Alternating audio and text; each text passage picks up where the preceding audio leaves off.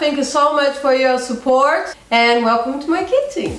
Alright, so after you cover your board, cover your cake, you put together, then it's just a matter of decoration and the infinity of decorations you can have up there.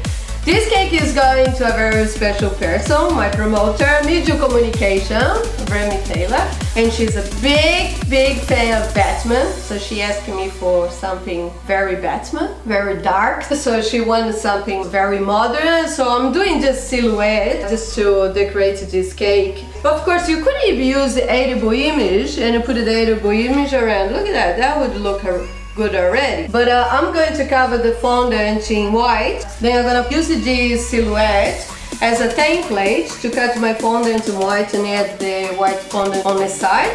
She also wanted a silhouette of Batman on the top, so I'm going to have to cut one by one, open the fondant, put this template on top, cut around and put it, but it's a great cake. Of course I'm going to put a ribbon, a black ribbon around the board, because you should never give your boards with no ribbon. We're gonna talk more about boards next week. Gonna talk to you about lots of different techniques how to cover your board.